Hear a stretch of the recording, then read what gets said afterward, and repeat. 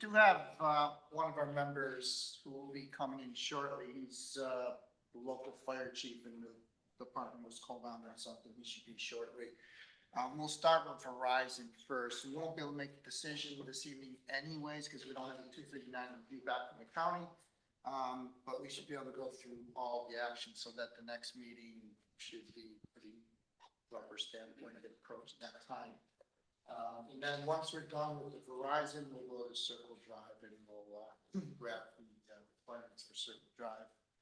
I expect John to be coming. I said a whole bunch of Story. Yeah, I heard Verizon will start with. Yeah. I still got to do a little bit formally open meeting and all that other stuff. And then John will be coming in.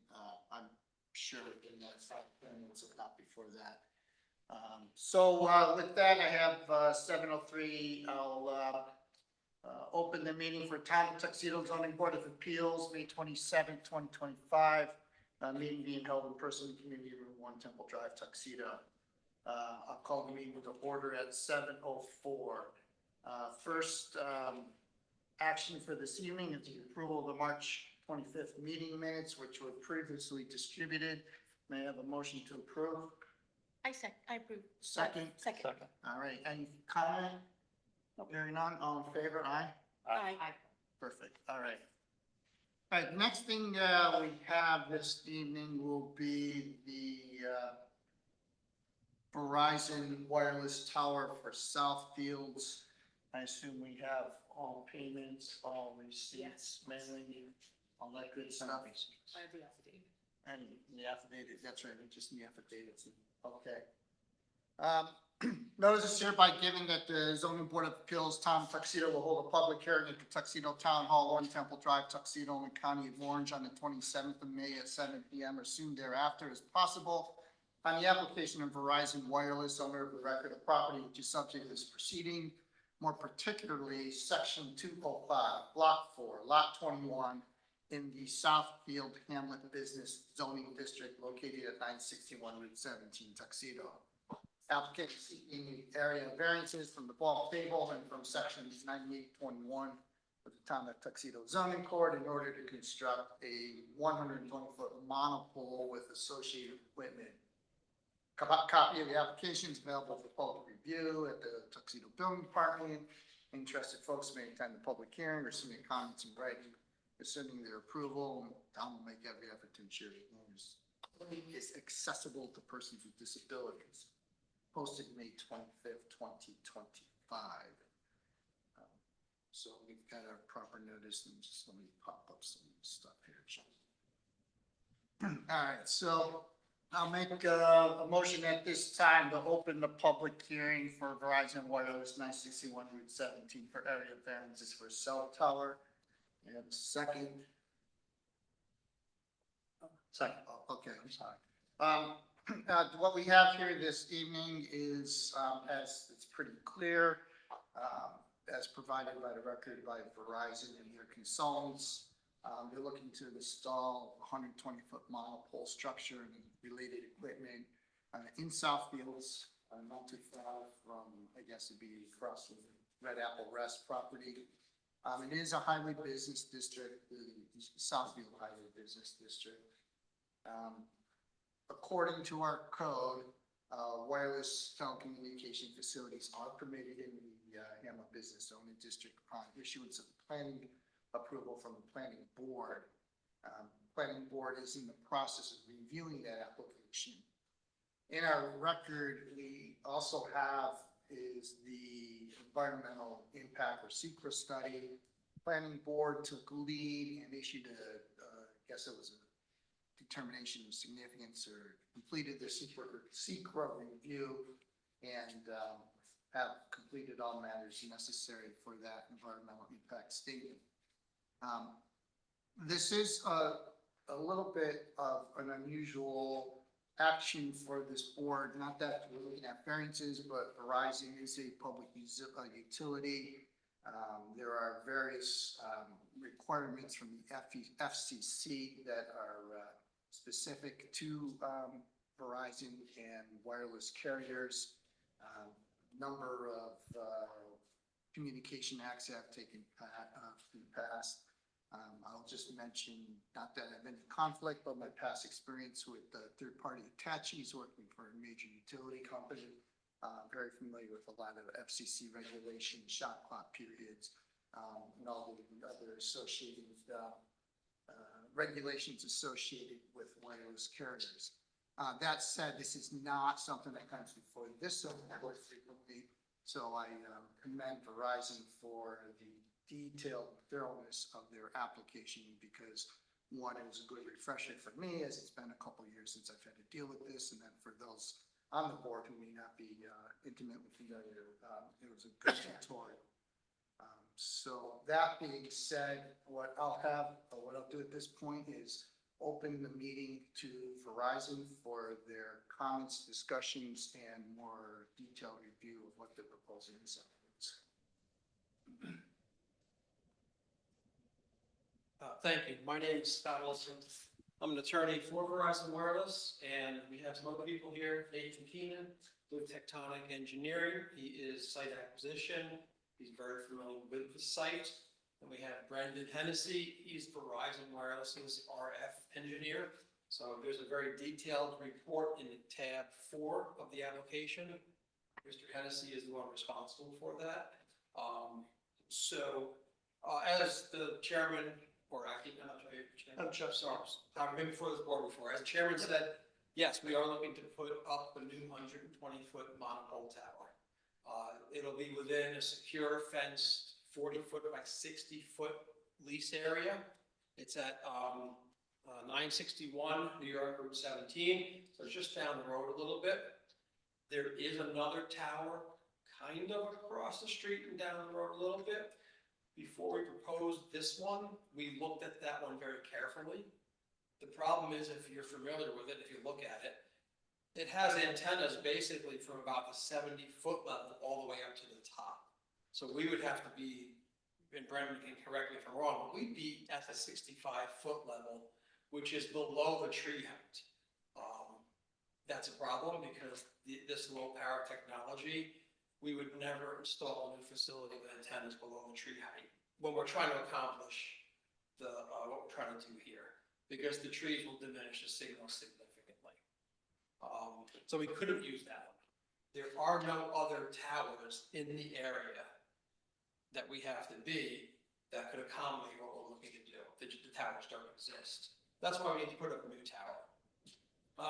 If I may, can I ask a question? You can ask questions all you want. Yeah, so appreciate the fact there's no towers, and I appreciate you looked at the other tower along the tracks back there. Have you looked at co-location on the transmission towers in the area, the electric power transmission lines? So we have in the past, we did it specifically for this because transmission lines are, it's operationally, they're transmission lines. We can only access those like once a year because of the transmission line owners. And that's problematic for us. So we don't go on transmission lines anymore. It just is not something that works for the business. Because I mean, that's not unusually seen. So I don't know whose facilities, but facilities on. You will, and we are on some transmission lines, but it's problematic right now. Because like I said, you have limited opportunity to access the site because of the owner. If our site goes down, it could be down for 6 months because they're going to say you get one time a year to get basically to access the site.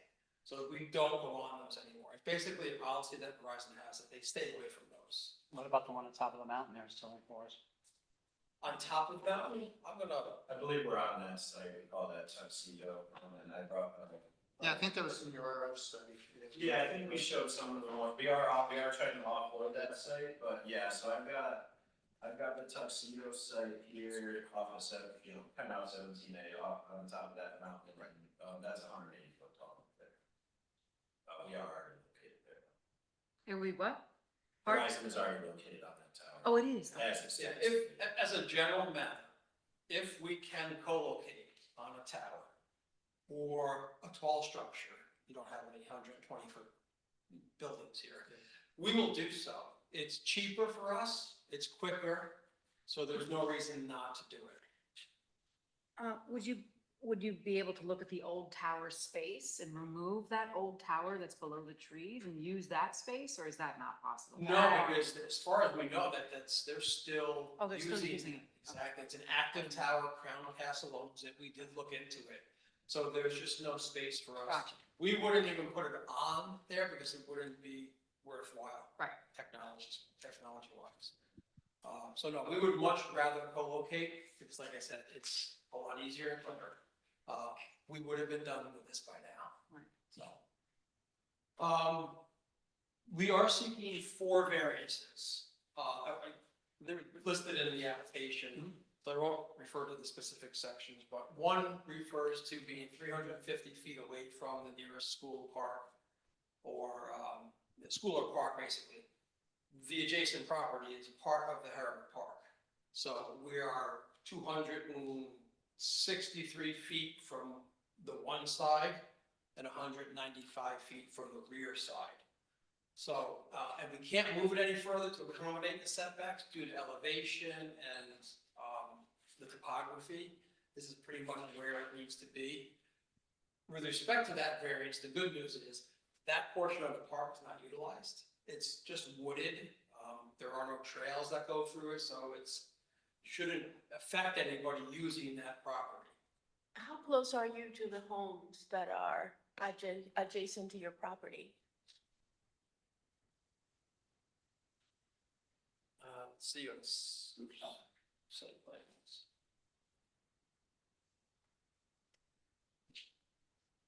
So the homes, the closest home is gonna be Looks like it's about 960, 180 feet. Underneath. Underneath. that's to the nearest structure. Yeah. Yeah. Yeah, to the north of the site is a Correct. residential structure that's 180 feet. That's Right what I near was the looking Red for. Apple Rest, the old Red Apple. Was that?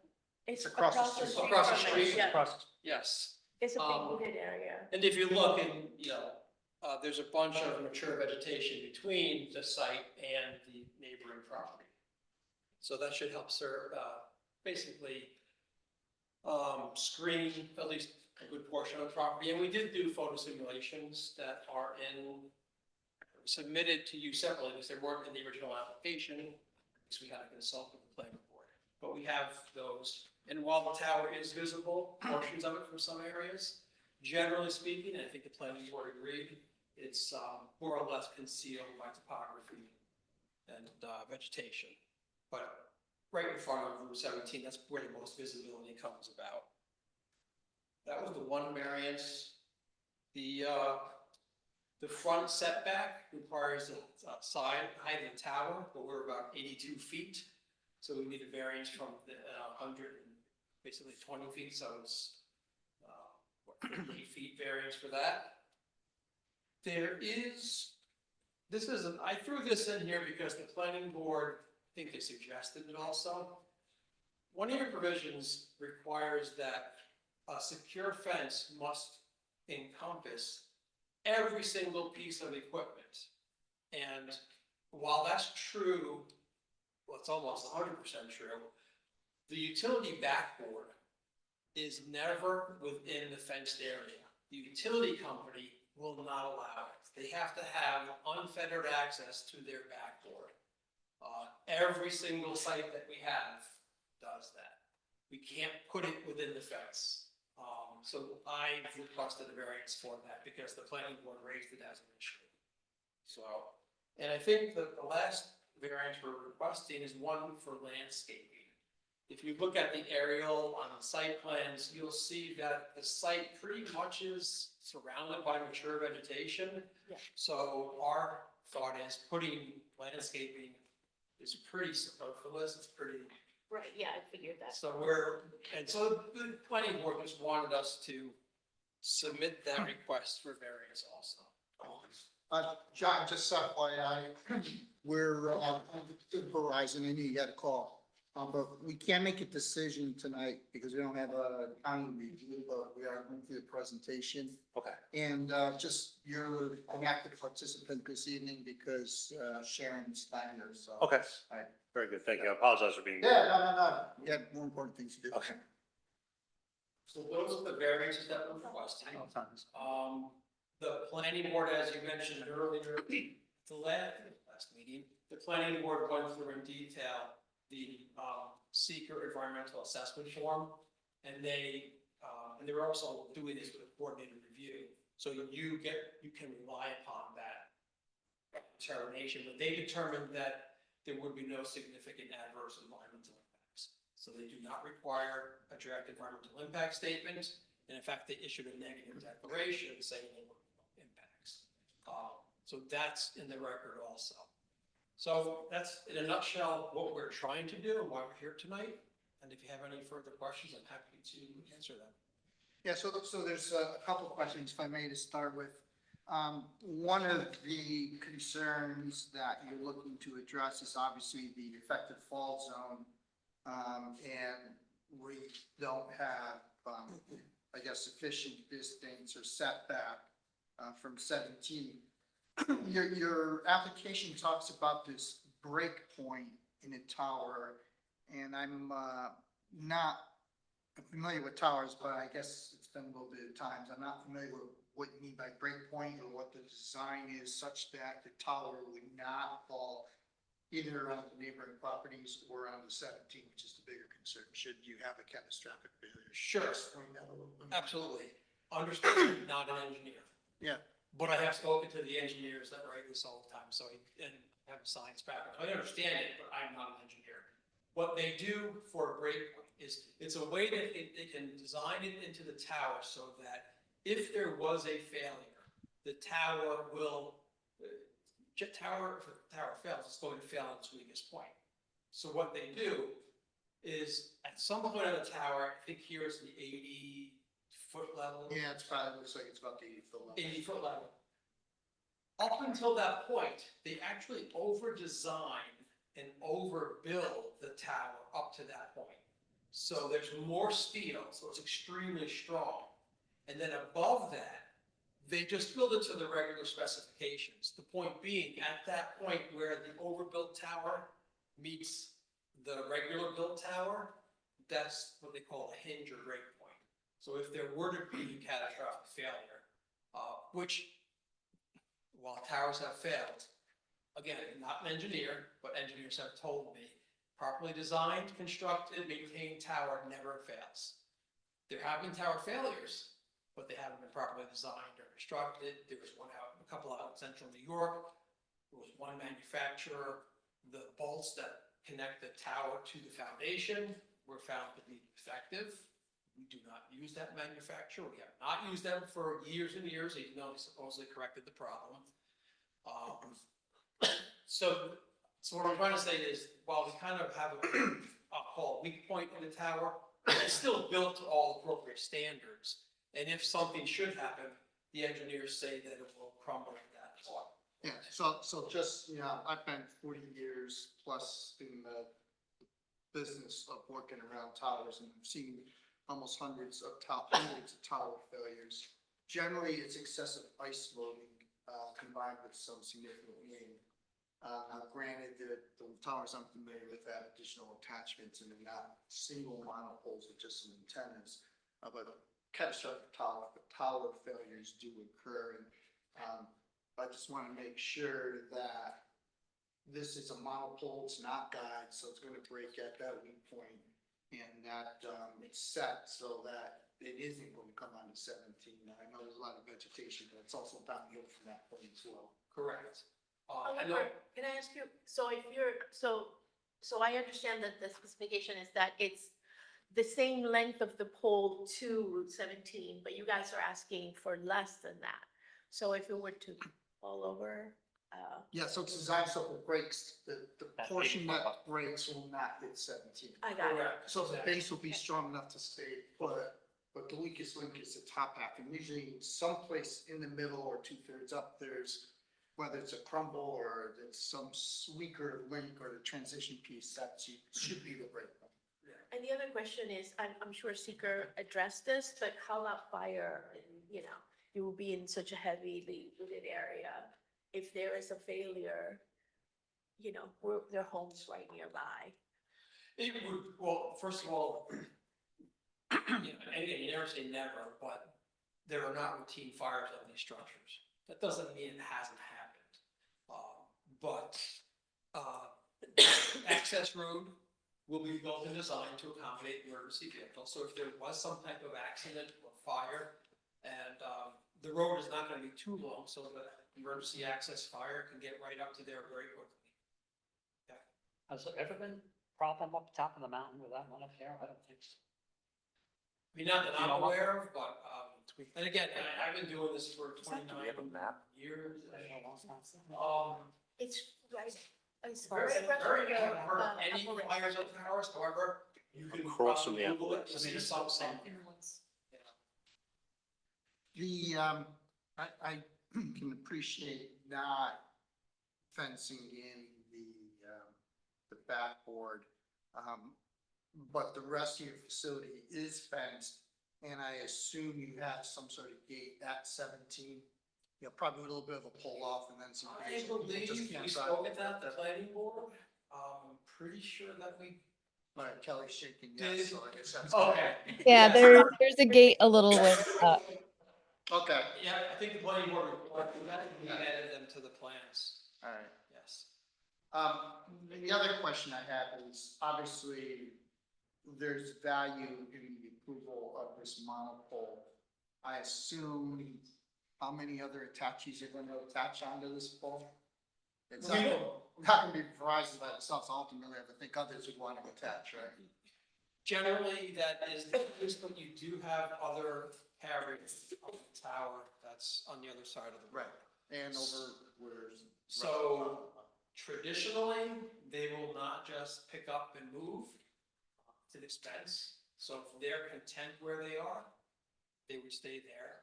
If they're not content where they are, yes, they could contact us to try to move over. That hasn't happened, so right now it's just us. Kelly, question for you. Obviously, a streamlined looking tower is one thing. A tower with 12 additional attachments is a different look. I guess in the end, we're somewhat limited because of FCC requirements of who we can and can't, or say how many attachments we can have. Is that correct? Yeah, and actually your code promotes co-location, so Yeah.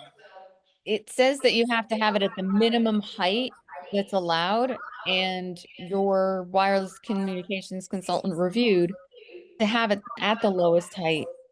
So any co-locations would have to go below. That's kind of why they couldn't go across the street. So you're kind of limited in that regard as well.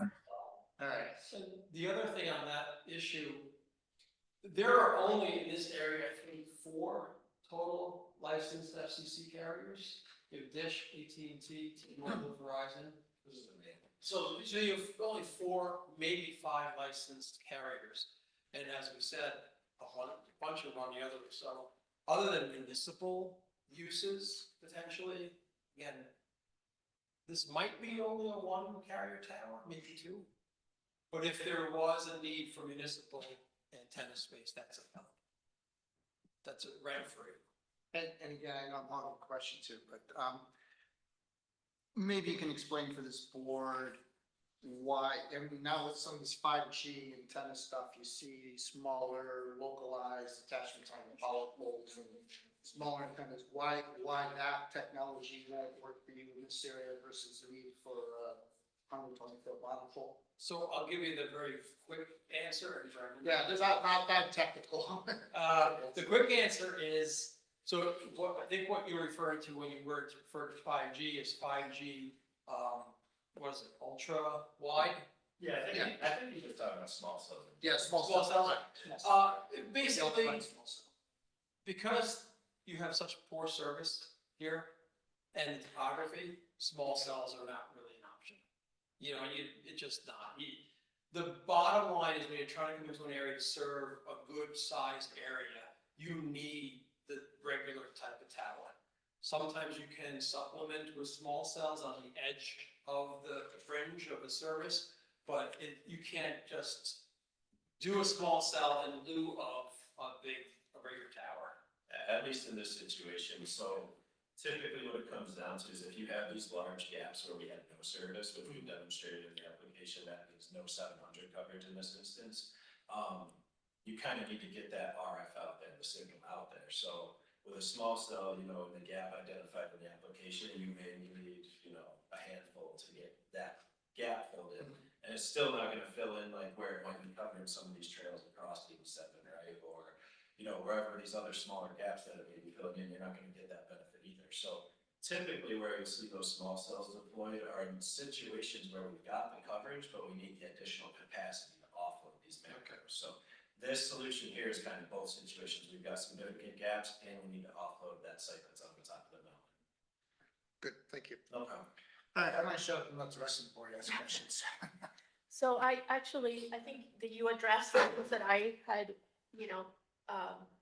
that I had underlined here. So I think, that's it for me. And the biggest one, I just thought, why not, you have 4.8 acres, why don't you, just fit to the rules, correctly? So. It's a combination of what we're allowed to do with the property owner, with the existing topography. We try not to build on steep slopes because it's just very difficult, it's not efficient. So sometimes we're trying to look at a piece of property and say, well, okay, this is a sloped area, but where is the flattest? Because it makes more sense to build one flat. Like that. And, If we could, we would. yeah, and my other, since I'm a resident of Southfield, since like, what is it gonna look like for the folks that live there? And is this gonna, I know that we have been trying to revitalize Southfields, but, we, we don't want something that deters from it. And I get it, that we have to follow the rules, FCC rules, but. Well, maybe if I ask a question, if like, some of these towers have these like trees and covers and coloring schemes. Is that something that is considered, has been considered, should be considered? It's, we don't think it should be considered because now it's 120 feet to make it a tree. You now have to make it a taller tower because you want to make, you put the 10-foot conical structure on it. And what you end up having is a much more visible structure, and you don't have 120-foot trees here. So what you would have is a very large fake tree sticking up. And I've seen that before. yeah, so yeah. And I'm going back to your question, I thought I had some photos, but these photos from the planning board hearing, and I think the concern was what does it look like from the trails nearby, and there's really nothing, but we do have a map that shows that the visibility is generally very, very little. So what you're looking at, if you look at the colors, is orange, I think, and like a yellow. If it's in the orange, if there's yellow or orange, it will not be visible due to topography and or vegetation. So there's white in the center. That's the only place where the tower should be visible. And then we basically confirmed that with a balloon test that was done back in March. This is Route 17 right here, or Orange Turnpike, like, got it. Doors, I'm sorry, I'm sorry, you're looking at this upside down. Yeah, I was like. Up there, yeah. Yeah, but we did walk the trails and took pictures to make sure that it would not be an obtrusive view from there. This is the balloon test, which I think is probably There you right go. from on. across the street, Yeah. so you'd at least see. And then if you go to the next one, you should see the simulation. Oh, yeah, you're right. Yeah. So that is it. So that's, Okay. it's visible. So if you had a tree tower up there, it'll be even taller. Yeah.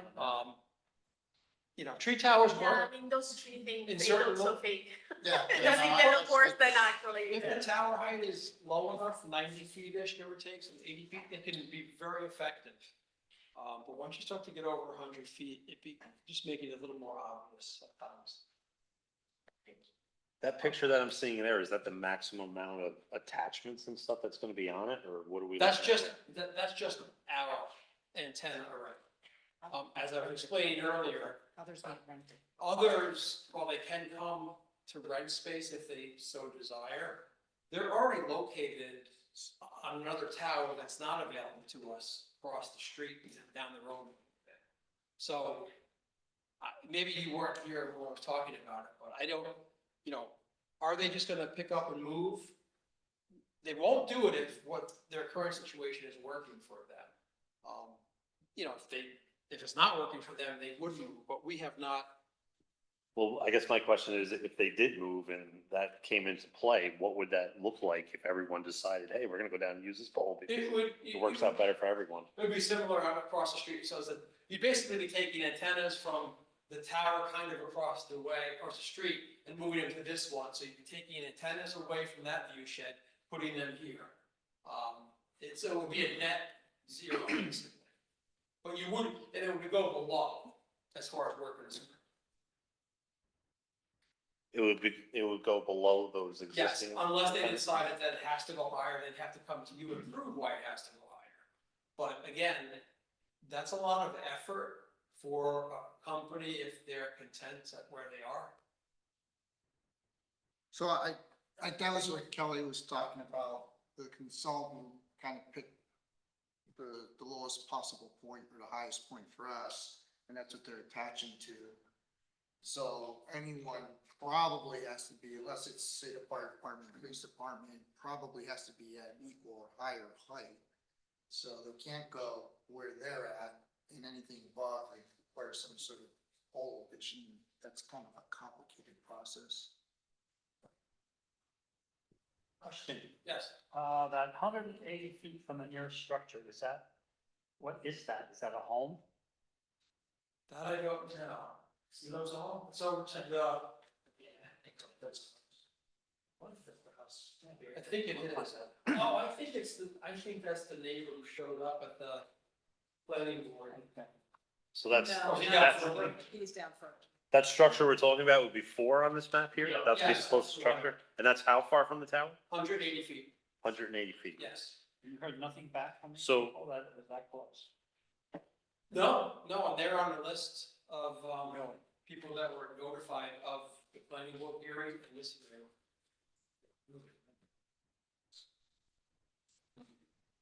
And we have some people out here. We have some folks here that. Are you here for the cell phone or? Yes, I am. Yes, we are. Oh, okay. I guess that's not the house. Is that, are you So all my here for the question cell would tower or be, you, anyone here for? Is Circle that Drive? how far? I was here for the That's cell phone. 180 feet, Oh, right? well, so And great. there was a So, catastrophic failure. I tell you, let's take a break from And that Verizon did fall that and, direction. It couldn't reach the house? How much would it? folks, why don't we, do you have any comments you want to make? Want to talk? Do you have any comments you want to make? Yes, we do. Yeah, Oh, okay. it's not on All right, our sorry. list. Did you Yeah, sign all in? right, can you just, say your name and, where you live And and, how far is that? we'll take Verizon, we'll take a break and we'll hear your comments. My apologies, I know I'm it here for was- Circle No, Drive. no, But how- Yeah. Say if it lit Good on evening, fire, everybody. catastrophic, and pitched Dan, towards his house, and it I'm- fell I'll here. wait. How much? No, I understand. Yeah, These are very important questions. Thank you so much. So we actually do border, my property borders where the structures could potentially fall. It could potentially fall not just on Route 17, but it could fall on my home. So are you up the property? yeah, I am where on is your, 967 so Route wh- 17. if I'm looking at this map, where would your residence be? So 17 is here, this is there, this is Hank Salzar's house, and this is my house. So Okay, so, where, so you're way over 17. here. no, but my property goes up, so it's right here. Okay, but. So I'm is- border. Okay, but there's no structures in this area here? What I'm talking about? This, I believe, item number one here would be that 4.8 lot. Is that correct? This is for 4.8 lot? This is The acre the lot. property that our landlord owns. Correct. And number four, this is Hank So Salzar's that's property. the house that we were just talking about. Number 4 being 100. Okay, so that's your residence there. That is not my residence. My residence is the lot Is for up number here. 3. So we border, Okay, So where's the and my residence? residence is right here, lot 3. gotcha. So you're, Okay. you're on this side of it. So this would be a Correct. closer residence. Correct. So if that tower did just say had a catastrophic failure at the pinch point you're talking about, Yeah. what's the maximum distance that it's gonna cover? 80 feet. 80 feet from the tower? Yes, yeah. So it's And not do- going off the property. Okay. assuming that That's it's at the break point, reason with the for assumption that it's at the break point. Yeah, if it breaks, it's a break. The break point, it's the break point, Jim. Okay. I guess And my, I'm sorry, I know we're looking at probably multiple, if you could just, you're not property 4, you're property 3? Correct. Okay, got it. And your house, so theoretically, when blue, you could get your property, but your house is on the other side of 4, your residence. Correct. Okay, just want to make Yes, sure. and it is closer to the Route 17. Yeah, okay, great, thank you. It is offset a little bit, but it's Yep. closer to Route 17. My property is 2 acres, so it goes Yeah, I see up, your- slopes up. that So it three. actually does border Got you, the lot got you. over there. Yep. I think that the most important thing to declare here is that not only do we already have an existing cell phone tower within 0.2 miles. This is less than that. This is 1,000 meters. If that, 300, 0.1 miles from our house, that is 2 of them. If there is any suggestion, has there been any research out there? The answer is yes, there has been, that there are hazardous health issues, not just for one cell phone tower, but did the reports actually engage 2 cell phone towers? Any SCC, any FCC reports that any of those actually do 2 cell phone towers, not 1, to children? To children who live within that much. That's my main question. Not just 1 cell phone tower, the impacts, the physical, the impacts, the medical impacts on human beings, on children for 1 cell phone tower. This is not 1, this is 2. That is my major question. I have a million other things here, but that is the major problem here. So I would just, two things, and I just want to confirm, you're Turhan? Correct. Okay, good, I just want to make sure I got you on the plot properly. So we, as the town, are, I don't want to say handcuffed, because that's not a fair statement, but we are somewhat constrained because of federal regulations as to what we can do in timelines. Our board here is tasked with variance approvals as requested. So certain things such as some of the site layout and other things like that are either with the planning board or truthfully with the FCC. So in terms of health and concerns for radiation, there obviously are concerns when you're up close with the workers, you have to disconnect, there's a lot of safety for the workers. But a lot of the other requirements come out of the FCC, and we're somewhat constrained to go against those requirements. I just want to lay it out transparently Understood. as to what our limitations are here. Right, because Not dismissing your questions at all. I understand, but I think that just allowing planning board, allowing just the proximity of one to the other is appalling.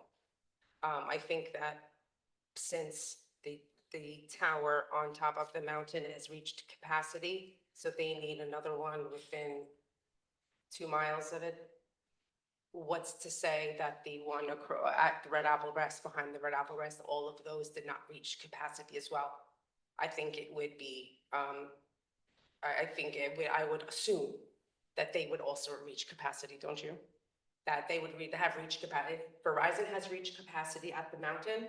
I'm pretty sure, going to guarantee you, every single one of those behind the Red Apple Rest has reached capacity as well, and they will be on that tower as well. It's So- not just, I understand it's 300, sorry, No, there's 350 feet between a school and a park. Please do not allow that variance. That is a park, that is actually a home. There are homes with young children living there all the time. And actually Hank Salazar not here because he's sick. He's been cancer double over. So he's not here, he's not able to. I spoke to him earlier. He's not doing well. That is house number, I believe 3, 4. That's who that is. And I think that you should assume that that tower will be full. Not only will be, the problem will be eyesore. I have an eyesore. It's called the Red Apple Rest. Let's be honest, I have an eyesore already. But eyesore is not the problem. I think that the problem would be that this would be allowed if it's leased. There is plenty of other space. Plenty of other locations. If smart individuals, let's find a different location, not right next to another tower. I think that would be the wisest decision. I understand that that is not your decision to make. I would say, please do not allow the variance for between 350 feet of a school and a park. I am appalled that that does not include a home. 350 feet. That's what I have to say. Along those questions, and fair point, a lot of utilities or cellular companies will replace the antiquated power with obviously new technology and or data capacity antenna. Is that not an option in this area for you? No, before we even come to this stage, we look at upgrading our capacity at those sites, and it is as upgraded as it can be. We cannot squeeze any more capacity out of it. But it's not just capacity, it's also for new service areas, so it's a dual purpose site in that regard. The one thing I'll say about the health issues, we did provide in the original application, which you have a copy of. It's a report prepared by a New York State licensed engineer, and they are specialists in this field, and they look at the specific antennas that we're putting up, and they confirm that we are fully compliant with the FCC emission requirements. So the FCC has a bunch of different emissions for different frequencies. The engineer that we used knows all those frequencies and confirmed that we are 1% of what the maximum is that we could legally emit. The significance of that is, under federal law, once we demonstrate that, a local municipality cannot consider health effects. And the reason is because there are no health effects. Now, I guarantee you can go onto the internet and find somebody that says there are health effects, but they're not science-based opinions. Well, I'll just, in fairness to the resident, you can't stand in front of a cellular tower when there's transmissions going. You can't stand. So within feet. let me think. That's different. Understood, I understood. And I have a lot of experience with EMF, trust me, I've been down this road personally. But there is a rate at which the energy, I'll just call energy for keep it simple, dissipates. Yes. And in many cases, I appreciate a microwave will give off more EMF than perhaps what your antenna are, but I guess to educate the general public here, you have a tower that's 120 feet tall. When you look at the angle to which it comes down to the road, I mean, what is that distance and what's the dissipation rate so that someone that's on the property line, what are you looking at in order of magnitude reduction compared to if you're in front of the antenna, which obviously we're not, no one in the right mind is going to do. And here's, I think, what a good answer to that. The FCC, up until recently, had promulgated rules. Skip the FCC. What has your study shown? Then we know the FCC says this is good, Right. but in terms of your study, what's that? What's the Any antenna source that's higher than 30 feet has zero impact on biology. You get, if you're carrying phones around with you, those are much lower power than what the antennas are, but you're probably getting more EMF from your phone that's in front of you than you are from any antenna. Anything that's 30 feet or higher is just completely insignificant, and that's.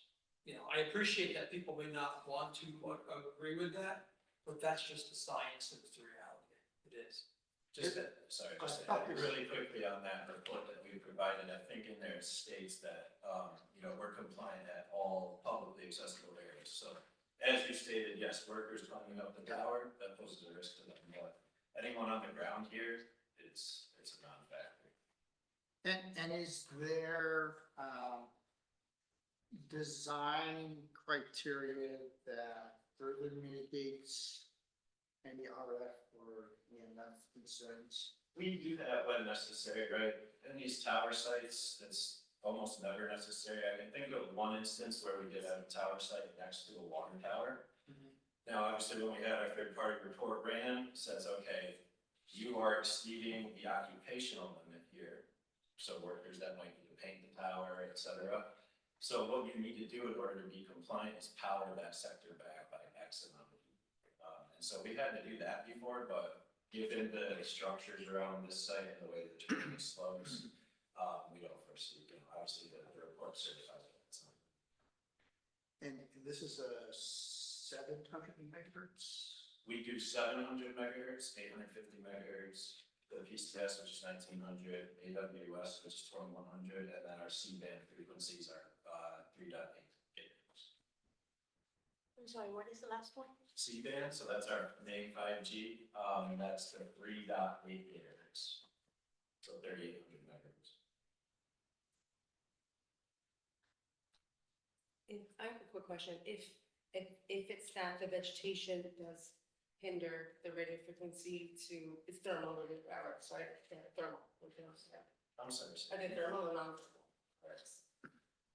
I'm sorry. Like thermal or non-thermal, the radio frequencies? Like they're thermal, right? Because that's the ones supplements use. They're considered electric. They're electrical, yeah. I mean, if you were standing right next to them, you could get like a Right. sunburn, yeah, but at distances, they're just radio frequencies and thermal. Okay, so those radio frequencies would be dissipated by vegetation. Then therefore, there will be less vegetation around. So that that's the landscaping that was being talked about earlier. right? No, it doesn't, the signal strength is such low power. That's why it gets dissipated, because any type of a structure can actually just either absorb it like a leaf, but it doesn't kill the leaf. The power we're talking about is extremely low power. So no, it will not kill vegetation. Right, but the constant, and sometimes, radio frequency power is not necessarily based on strength, so you don't necessarily have a high wave number or, a high frequency.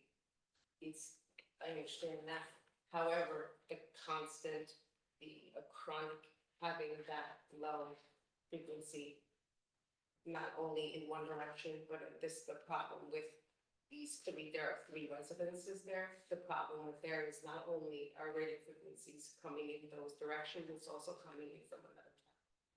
Yeah, but the other towers. This location is the problem.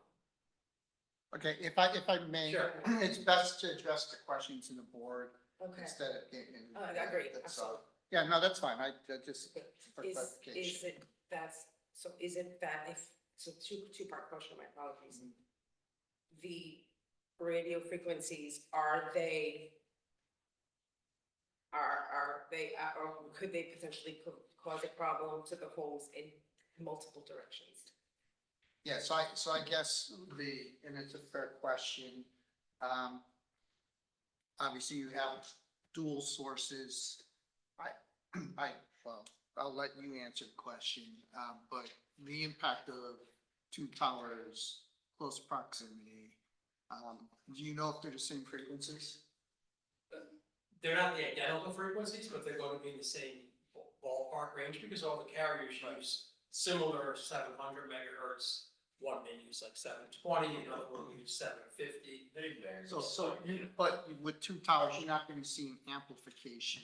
No, and so what we'll do is on the same tower, we'll have all those transmitters considered in a study, right? But no, we're not gonna do like a point analysis where, oh, hey, we wanna make sure here, at this location, the cumulative RF from all these towers, like, we don't do that analysis. You kind of just have to go off, okay, tower A has done their individual study. Okay, but let's Yes, hold right there. So in your actual opinion, you won't get amplification of the frequency or the energy because you have towers in close close proximity. I mean, just to give a blanket answer, that would be difficult in your background, I'm sure you know, but I mean, if you had two towers next to each other, very close, where they're in that zone where we're exceeding those FCC limits, I can see those combining to make, a stronger threshold within that area, but when they're spaced out with these tall sites, they're not gonna cumulatively add up. Okay.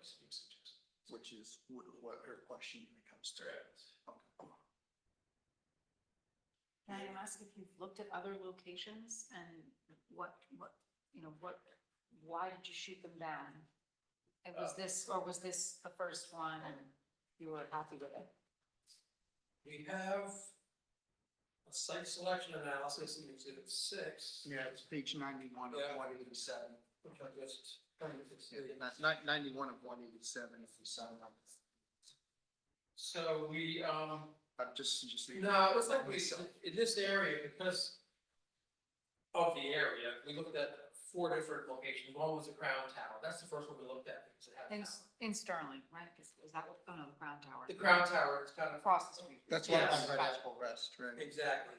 So we looked at that and we explained why that wouldn't work. Right. I also included coverage from that location in the application as well, to kind of demonstrate why at that low ACL, 67 feet, why that will not work for us visually. We also looked at the Tuxedo Police, because a lot of times we try to put it on municipal property if we can, get the revenue. That was determined to be just too small and the terrain was not appropriate. We looked at the Tuxedo Motel, which is 985, just down the road. That's 6.2 acres, and the owner was not interested in AC property to us. And then we looked at the property that we're on.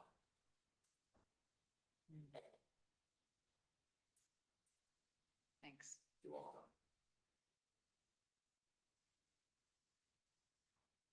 Any other questions from the public?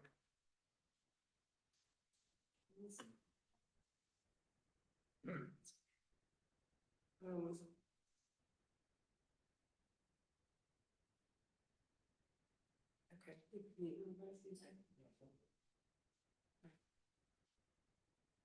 No, I think that's, I have, unfortunately, I did not read the reports. I wish I would have been better prepared, but unfortunately, this is not my, the location that I think for your board would be. The only thing that I think that we would say would be if we could definitely push it over as much as possible to the outer limits where it's not affecting the park location.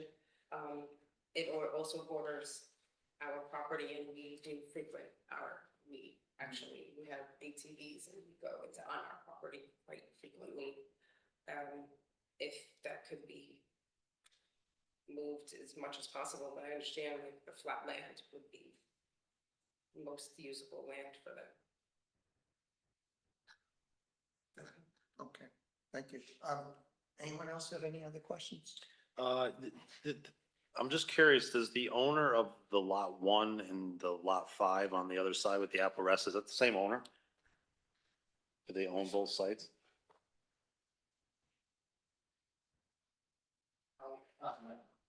Where you're putting that, it's a different person altogether. Okay, all right. And then my next point would be if there was a catastrophic failure on that tower and it did fall in an 80-foot direction towards house number 4 on this, Yes. how much distance does that give me between the 80 feet and the house over here? I'm just curious, does anybody know that distance? And I'm just looking at it from a firematic standpoint. How much, I'm trying to figure if there was a catastrophic failure and I did go 80 feet this way. Yep. And say it reached its max and that was 80 feet. 100 feet. 100 feet. Should be about 100 feet from that house number, the structure on 4 to where that ends. Yeah, 100 because this feet is 180 feet from the tower from here to there. to there. So it'd be 100 feet. 100 feet, yes. To the house, it's 100. That's the edge of the house. Yeah, that's, Okay, so it's 180 feet. that's So- 4 and this is her property. So that gives me 80 feet to work with before it did get to that house. Should give you 100 feet to work. 100 feet, okay, Right. it's 80. Right. Okay. And then my next question would be, in the site, in the compound around the tower and the tower itself, are there flammable materials in there? What is this made out of? Is it something that, Concrete foundation, the H-frame, which the equipment basically is attached to is, steel. You have electrical wires that are connecting the antennas to the equipment. What else is there? Yeah, it's- Radio equipment. Yeah, it's coaxial cable, at the top with the radios, and then going up the tower is usually, what we call hybrid cable, so that's power and fiber combined into one jacket. Okay. And then obviously the structure is steel. okay, there's no buildings or chemicals or anything on that site in that compound? No, There may be bags. okay. Okay, We don't use, I was just gonna say, we don't use the shelter anymore, but, I'd have to verify, sometimes there's batteries. So let me, ask a clarifying question. Are you going to have backup power in the loss of, utility service? If so, is it a generator plug and go, or are you gonna have a generator there, diesel or we will battery? have a 50 kilowatt generator Alright, so you'll have some diesel that will be supply. diesel fired. Alright, so Exactly. to John's point. It's So got a they're- belly tank and it's got a double line belly tank. So how many gallons of diesel you think will be on site Two at and a any one quarter. time? 225. 225? Yeah. Okay, and then you said battery storage, there's gonna be batteries there as well? What kind of batteries are we talking about? Sometimes there's on this site, I just wanted to make sure that we weren't saying there's never any chemicals on those sites, but we'd have to verify that. Okay, yeah, I think that's a question I would need to know, as far as the batteries on site. What we're talking about, battery, what are they, lithium batteries, are they, We can get you an answer to that, because if there are batteries, we can certainly get you a spec sheet on it. I know, I don't wanna speak for Verizon, but my experience usually with lead acid batteries that they use for, switching, you should release power real quick and they'll do a quick disconnect to get it breaker back in. okay, and then, I'll let them answer the question to your point. right, okay, and then the road going up in there, how long is that road, that access road? You know, off the top of your head. I don't know. It's not a very long road, that's relatively speaking compared to what we typically do. Don't have a rule with me, but. I'm just trying to figure out if I had to get word to that site, there's gonna be no hydrant on that road or at the site, at the compound, there's gonna be no hydrant there or anything like Based on that? my very rudimentary thumb rule, I'm thinking you're at 200 feet. 200 feet from the compound all the way down to 17? Yes, following the road. But I could be a little off on that. I don't have my rule. Okay. Yeah, I'd like to know what that distance is, and there's gonna be no hydrant up there, or any kind of, No, I don't believe there's an iron up there. no. okay, and do we know what the width of these roads are gonna be going up in there, as far as if I gotta get trucks up in 12 there? feet, 12 feet. 12 feet, and that's standard as far as, Standard, it complies with the fire code. okay.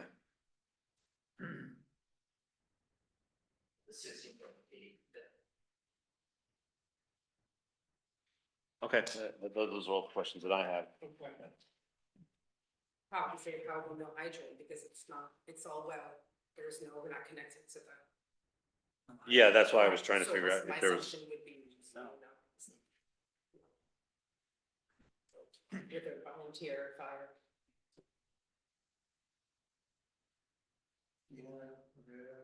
Any more questions? Kelly, we need a 239 review yet, so should we even bother with the 5-part test and moving forward, or do we want to take a straw vote? I mean, what's your recommendation? I mean, I think it would be a good idea to kind of go over the 5-part test. But other than that, there's nothing really else that you can do this evening. If there's no additional comments from the public, though, I think you can close the public hearing. All right, so I think I may keep the public hearing open only because I want to get the county's review Okay, in case something wacky from the county comes back. understood. and There's a chance you come back, so I think I'll do that, but all right, so we'll do the 5-part test. So if I may? Yes. And the 5-part test doesn't apply to public utilities. It's a test under the Rosenberg standard, which is a public utility necessities test. It's a public utility test that applies to all variances. The Court of Appeals applied it first to cell towers in 1993 in the Rosenberg. Go ahead. I'm sorry. You can look around and look at her. So I will say in my experience, I have dealt sometimes with the 5-part test and sometimes I've not in my past life, but I'm going to defer to counsel. So. I think it would be a good idea to discuss the 5-part test tonight. I understand Scott's position. I've gone over the cases, but I think for purposes of tonight, the 5-part test is a good idea, and it'll also get a lot of the board's feedback. Yeah, that would be my opinion. And I would also offer that, the, answers provided in the 5-part test, while they will obviously carry some weight, do not necessarily preclude a negative, response on the variance either. So, personally, I would just assume do the 5-part test, and, again, I've been in a utility situation where it's been done and not done, but, that advice of counsel, I'm going to move forward. All right, so with that, before I do the 5-part test, hearing no further comments, what I would like to do. What's the next meeting? 24th? All right. All right, so I'd like to make a motion to hold the public hearing open to June 24th at 7 p.m. At which point we will hear comments from the county's 239 review, any other additional public comments, and any other additional comments from the applicant as well. And then based upon those comments, we can make a final determination. Second? Second. Favor? Aye. All right. What I'll do is just, we'll go through, truthfully, we should probably do this more formally when we make the formal granting or not granting of variances, but for purposes of the record for tonight, we'll go through the factors to consider in granting an area variance. I do remind the board that in the Board of Appeals, in the granting variances shall grant the minimum variance that shall be deemed necessary and adequate at the time to preserve and protect the character of the neighborhood, health, safety, and welfare of the community. That being said, question 1, whether an undesirable change will be produced in the character of the neighborhood or a detriment to nearby properties will be created by the granting of an area variance. We have a Hamlet Business District that is consistent with the code. I'm not sure there's already towers there. I'm not sure it's a detriment. I would say no. Anybody agree, disagree? The thing is, the other tower doesn't have homes nearby. You know, there's like, the post office and, you know, but there are no homes. So I think that's the difference between that one and this one, even though we do have a cell tower there. So that was my concern. All right. Anyone else? Similar idea of that, yeah. John, Rice, any thoughts?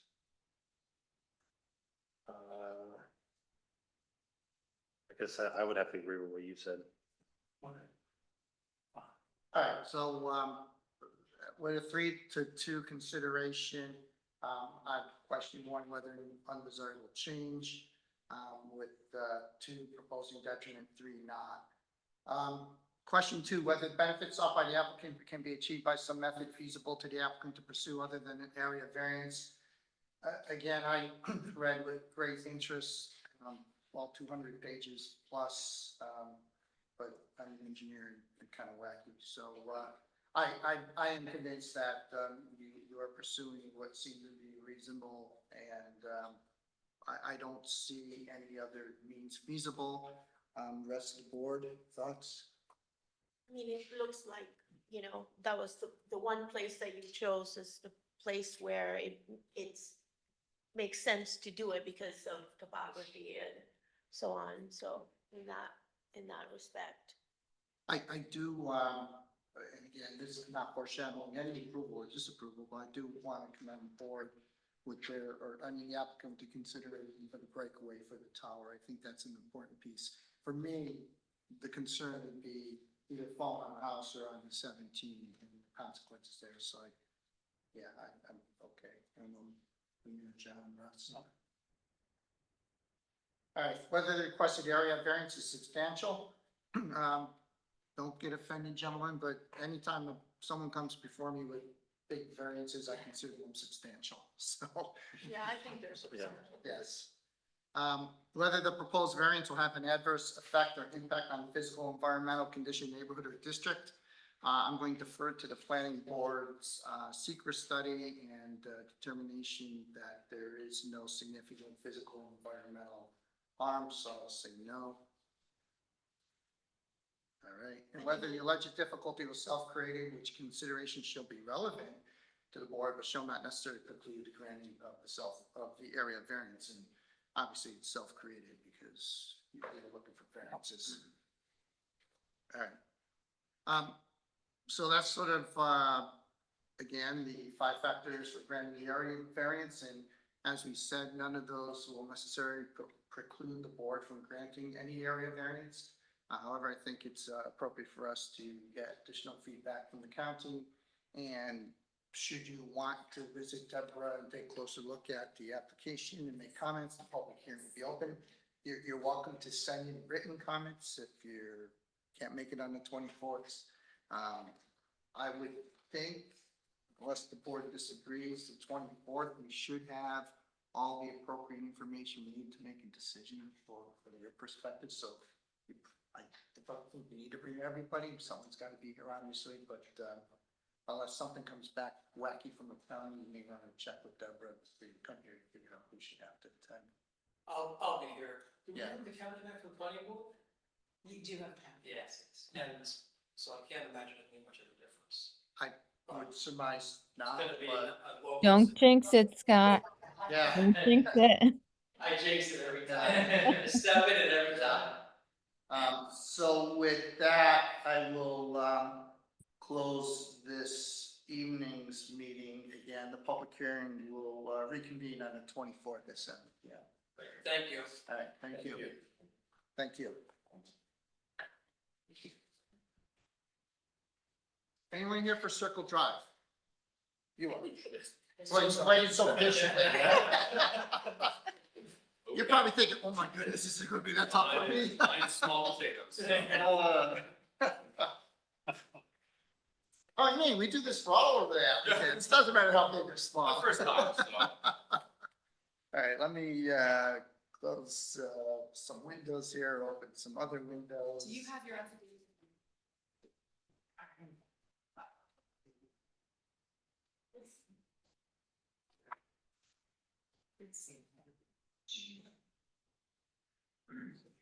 This needs to be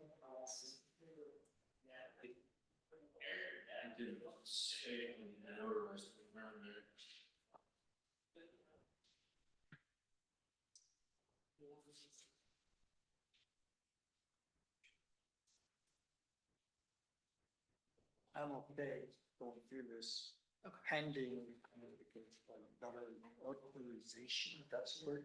Yes. You think that's okay, Kelly? I'm sorry, his affidavit's not notarized. I'm okay moving forward. Oh, absolutely. Yeah, okay, that's That's sort of, fine. yeah.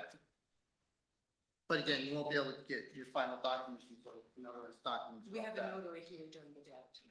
Yeah, all of that. Worst comes to worst, I'm a notary, so I'll be there next time. There we go. Alright. Okay, so, we'll now move on to, our next, agenda item.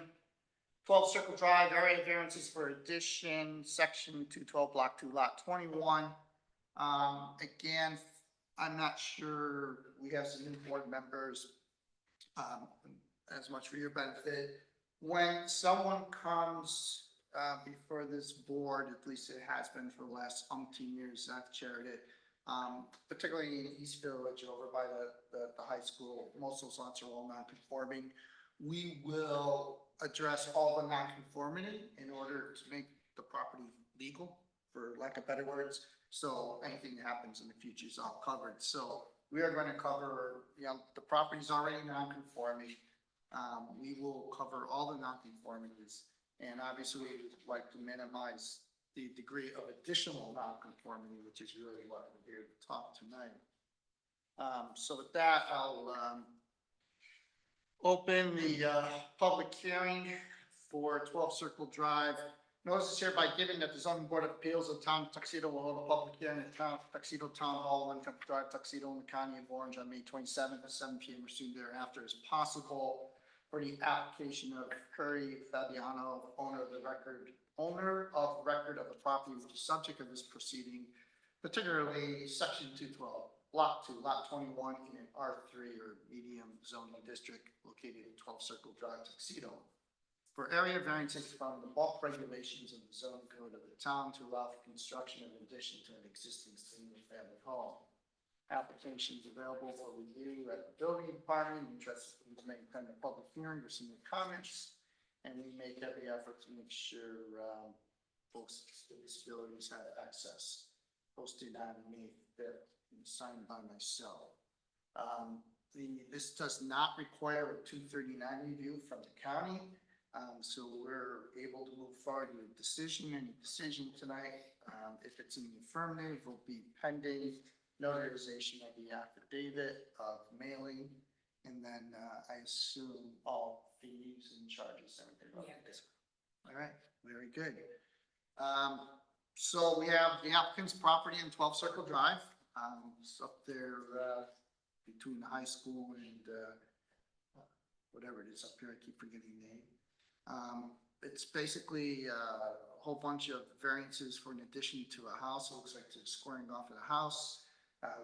We don't need to do a secret study. This is a type 2 action, therefore no further environmental reviews necessary, and is necessary. So with that, we'll allow the applicant to lead their case. So basically, we're trying to put on an addition in the neighborhood of 300 square feet, I believe it is. There's an existing addition off the back of the house, one off the side, and a small one off the front. And basically what we're trying to do is put a small addition right on the corner just to square the house off, make it a little more aesthetically pleasing, and add a little bit of deck space. Because right now it's kind of extending in different directions and it doesn't work. So, yeah, that's all we're trying to do. Yeah, like adding extra rooms, it's really more for aesthetic purposes. We are gonna Obviously, open add more space. Yeah, we're gonna open it up to just a big space. Add some windows there because it opens up so we can see the sun through there. But yeah, we're not looking to do anything immodest by any means. Any change to the exterior of consequence, like you're not changing from brick to panels? No, we're gonna stick with the existing siding, which is it's vinyl. Right. So we're just gonna continue with that look. We will be adding more windows on that corner just to let more light in. Mhm. But aside from that, my goal is to try to get everything to blend together and look cohesive. Okay. So. I went by your property today. I was trying to find you, but you weren't there. So I just kind of walked up and saw, I see what you mean. You have like a site sticking out, and a sort of a carport. So is that the area that you want to Yeah, close? exactly. Just wrap that around to the front of the house, and there's a little corner that's offset in the back of the house. I didn't go in back because I hadn't Yeah. been able to get a hold of you, so I didn't get in trouble, but yeah. Yeah, the killer guard dog come out, right? No, but your neighbors were like, what Yeah. is she doing? And I'm like, oh, Oh, the zoning board of appeals. No, I think it would be an improvement. That's existing part, you're gonna keep that, or that'll be open and become part of the new addition, or So you mean the one on the side? on the side, yeah? Yeah, so we want to keep that footprint. and just extend from there to wrap around to the front, and then have that cohesive roof line, just for the, it's just gonna be, it's not gonna go to the second floor, it's just gonna be first floor. Oh, okay, yeah. Yeah, it's just, I come from a home building background, and well, I love the house location and the bones of it. I was like, we have to do something about these additions, because they look awful as they are, so. I have no more questions. Yeah, John? I would say if it makes it look more cohesive, it's better. Yeah. Yeah, definitely. I know what you mean. It was like this sticking out, that's sticking out. It's an old house, it's 1890 is the original. But it is kind of neat though. It's up in the woods kind of a little bit. Yeah, Yeah. yeah, it's a little hidden back there. Yeah. So it's nice. It'll be a nice spot. We're in Suffolk right now, and once the remodel's done, it'll be there. So looking forward to it. You do the remodeling yourself? No, I will not be. I promised my wife I would stay out of it. Oh. Yeah, right. I'd love to. So we're kind of in the contractor selection process right now. But I'll be doing some of the mill work and finish work. So The honey-do list. Yeah. it's the stuff I enjoy more. So I said I'll Okay. Is that what you do for a living? I'm in IT by trade, but I grew up I'm the son of a Finnish carpenter, so it's what I like to do. That's cool. Good. Yeah, I mean, I don't have any question. I too went by No. the property a couple weeks ago. When I didn't realize it was all the way up there. I thought there's only a couple. Yeah, right. It was like, where's 12? Yeah, right. That's Because it's what I like was 10 and 14. Yeah, right. It's like, oh, I think I have to go up. And Yeah. your neighbor was like, Yeah, Wait. no, it's the same thing. It's like, where's 12? It's like, but, Yeah, it's in. yeah, it's a nice little spot back there. So you haven't moved in yet? No, we, it's mostly gutted on the inside right now. Oh, okay. We pulled a permit to get that going, while we're searching for that, I was doing, but, we're still looking for a contractor to actually do the building. All right, any other further comments? Hearing none, I make a motion to close the public hearing. Second, Second. all in favor? Aye. aye. All right, similar to, the last session, because of the variances involved, we have to do the 5-factor test. Question 1, whether an undesirable change will be produced in the character of the neighborhood or a detriment to nearby properties will be created by the granting of the area variance. My recommendation is the answer is no. Right, whether the benefits sought by the applicant can be achieved by some method feasible for the applicant to pursue other than the area variance. Again, this is a completely non-conforming lot, so I'd say no on that one. Yeah. Whether the requested area variance is substantial, area variances are substantial. It's my thing. We got a lot of them, and I understand why, and most of them are non-conforming, but my answer to that is yes. And again, that doesn't preclude us from granting any variance. Whether the proposed variance will have an adverse effect or impact on the physical and environmental condition in the neighborhood or district, I would suggest no. And whether the alleged difficulty was self-created, which consideration shall be relevant to the decision of the board, but shall not necessarily preclude the granting of the area variance. It's a non-conforming lot, it's already there, so I'd suggest no, it's been there. All right, having said that, maybe because it's getting late, Kelly, can I just say we accept the memo as written? Or do I have to do each one of these individually? No, so long as everybody agrees with what you just said, you can make a motion all together and I'll draft up a decision consistent with the board's discussions and send it to you for review and signature. Okay. All right, so you all should have received Kelly's memo today outlining the general information of the property, the variances requested, the fact that some of these are non-conforming and existing, the fact there's a note. SECR requires a type 2 action and that 239 review is not required. Having gone through the 5-factor test, what I'd like to do is make a motion to accept the variances as outlined in the memo produced by our attorney on May 27th. Have a second? I'll second. All in favor? Aye. that concludes the session. This, I will just comment, it's pending the notarized Yep. affidavit. Absolutely. So let me just add that in there, right? And once that's received, Deborah can handle the paperwork with the building inspector and she should be set to go. So it takes a few days for Kelly to write her piece up, but so be a couple days yet. Awesome. Right. I'll have that to you in the next couple of days. Yeah, and like, you can go right to the town clerk here if you have to. Or probably if you're in suffering, you can probably right to the suffering clerk could probably do it too. All right. Thank you. Thank you. Just a reminder for folks, Deborah put out there's additional training taking place. If you're interested, please let her know. That's the 16th, right? June 16th, Yes. yeah. And you, There's one in the you signed me up for that? No. Are you asking if I did? Yeah. I think I responded, yes, sign me up, I'll be there. Oh, Yeah, I responded, I signed up. I saw your response. I will definitely sign it up. Yes. And everybody needs 4 hours, so once you get your 4 hours, you're good unless you, want to keep learning, which you're more than welcome to. God, no. I think I did two, right, already? I did two Yes. already, Yeah, so, you were at Parkstown, right? yeah, I was Yeah, at so that was Parkstown, 2 hours. yeah. All right, with that, I'll make a motion to adjourn for the evening. We'll be back on the 24th of June. Second, all in favor? Aye. Have a good night, Kelly. Thank you. You too. Bye-bye. Bye.